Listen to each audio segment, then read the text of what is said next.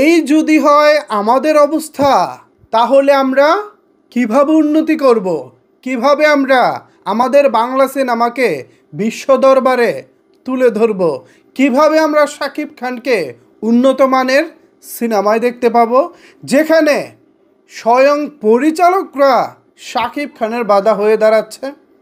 Viewers, আপনাদের মনে আছে আজ থেকে প্রায় 1 বছর আগে বদিউল আলম খোকন শাকিব খানকে নিয়ে নীলদরিয়া নামক একটি সিনেমা নির্মাণের ঘোষণা দিয়েছিলেন।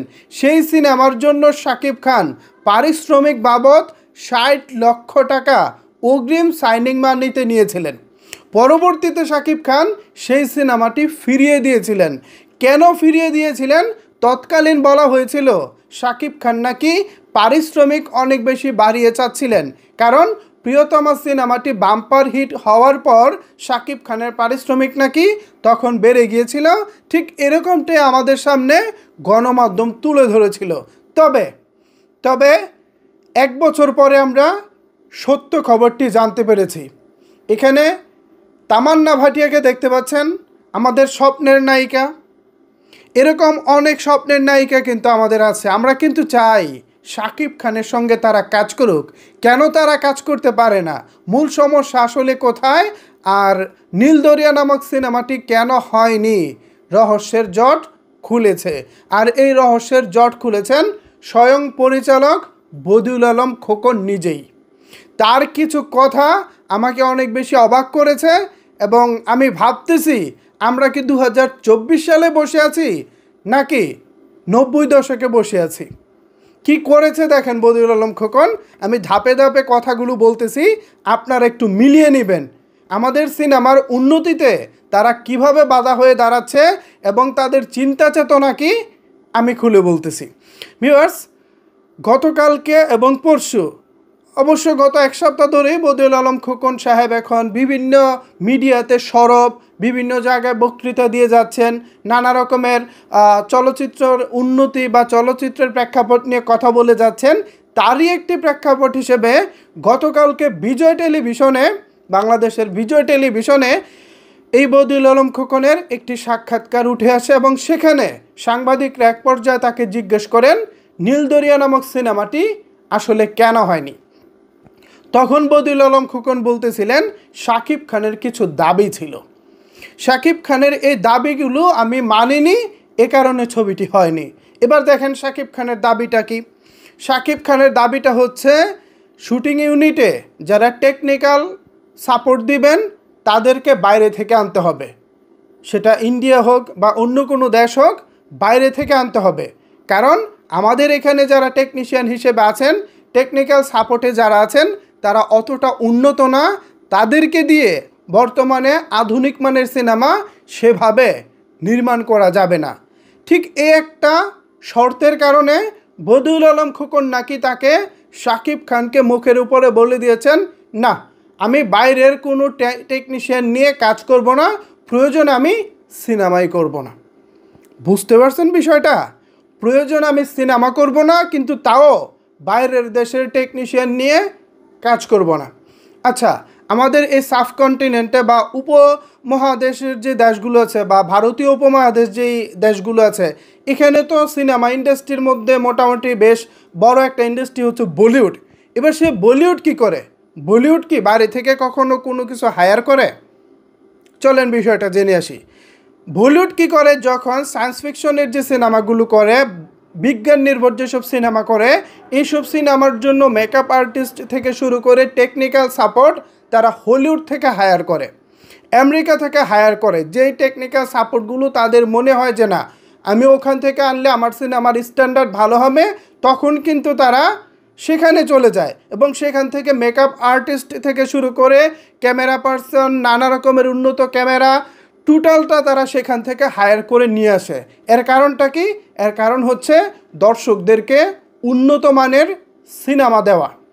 এছাড়া বলিউডে আপনারা এখন অহরহ দেখবেন তামিল তেলুগু থেকে নায়িকা নিয়ে এসে রেগুলার কাজ করা হয়। শুধু তাই নয়, তামিল তেলুগু সিনেমার যারা ফাইট মাস্টার আছেন, তারা এখন নিজেদেরকে এতটাই উচ্চতায় নিয়ে গিয়েছে যে তারা এখন নিয়মিত বলিউড সিনেমার ফাইট ডিরেকশন পরিচালনা করতেছে বা বলিউড সিনেমার ফাইটগুলো তারা এখন রেগুলার কাজ করতেছে। আবার আরও একটা বিষয় খেয়াল করে দেখবেন, কলকাতা, আমাদের তুলনাটা অনেক সময় কলকাতা ইন্ডাস্ট্রির সাথে হয়। কলকাতার সিনেমা ইন্ডাস্ট্রিতেও যখন দেব বা জিৎ তারা যখন বড় বড় ছবিগুলো করে, যেমন সাপোজ চেঙ্গিস, বা দেব এখন করতেছে খাদান, কিছুদিন আগে অঙ্কুশ করেছে মির্জা, এইসব সিনেমার ক্ষেত্রেও কিন্তু ফাইট ডিরেক্টর থেকে শুরু করে ডান্স ডিরেক্টর সব কিছুই কিন্তু ওই যে বোম্বে বা তামিল তেলেগু থেকে হায়ার করে আনা হয়। কেন আনা হয়? কারণ হচ্ছে উন্নত একটি প্রোডাকশনের জন্য। আর আমাদের খোকন সাহেব বলতেছে তিনি নাকি কখনোই দেশের বাইরের নায়িকা নিয়ে কাজ করবেন না। এই যে আমরা চাই যে তামান্না ভাটিয়া কাজ করুক, বা ক্যাটরিনা কাইফ বা কারিনা কাপুর এরা কাজ করুক, মানে আমাদের স্বপ্নেরা পূরণ করব না। এদের কথা হচ্ছে ভাই আমরা দেশের বাইরের কাউকে নিয়ে কাজ করব না। আমাদের দেশে পরিমণি 4 বিয়ে করুক, তাকে নিয়ে কাজ করব। আমাদের দেশে মাহি ট্রাক মার্কায় দাঁড়াক আর বিয়ে 10টা করুক, আমি তাকে নিয়ে কাজ করব। আমাদের দেশে পূর্ণিমা বয়স 45 হয়ে যাক, তাকে নিয়ে কাজ করব। আমাদের দেশে মৌসুমি বয়স 50 হয়ে যাক, তারপরও তাকে নায়িকা বানাবো। আমাদের দেশের ফেরদৌস বয়স যদি 60 হয়ে যায়, তারপরও আমরা তাকে নায়ক বানাবো। আমাদের দেশের শাবনূর বয়স যদি 50+ হয়ে যায়, তারপরও তাকে নায়িকা ভাববো। এই হচ্ছে আমাদের চিন্তাভাবনা, এই হচ্ছে আমাদের চিন্তাধারা। তারপরও আমরা দেশের বাইরে যাব না। হোক দেশের বাইরে ময়ূরী পলিটলি, তাদেরকে নিয়ে কাজ করব, কিন্তু তারপরও দর্শকদের গ্রহণযোগ্য অনুযায়ী, দর্শকদের চাওয়া অনুযায়ী আমরা নায়িকা নিয়ে কাজ করব না।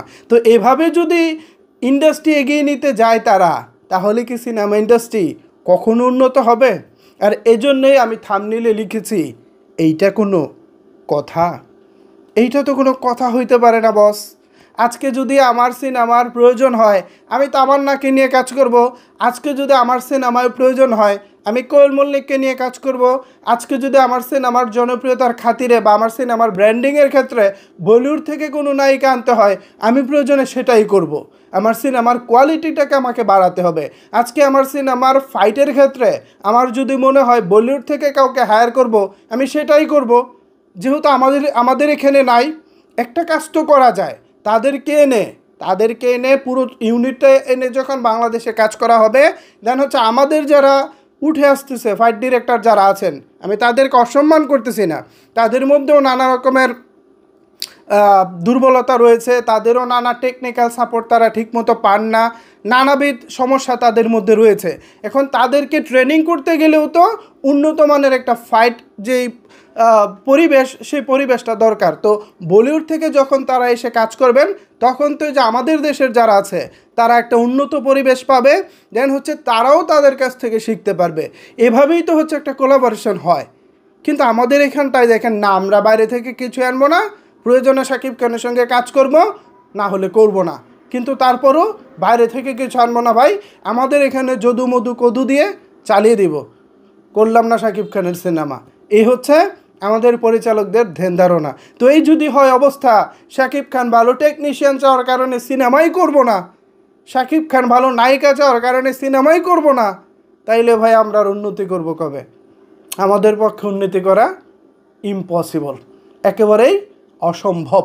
সো এই ছিল আপাতত বদিউল আলম খোকন সাহেবের বক্তব্য নিয়ে আমার পর্যালোচনা। এখন এই বিষয়ে যদি আপনাদের কোনো কিছু বলার থাকে, তাহলে অবশ্যই সেটি নিচের কমেন্ট বক্সে জানাতে পারেন। ধন্যবাদ সবাইকে সম্পূর্ণ ভিডিওটি দেখার জন্য।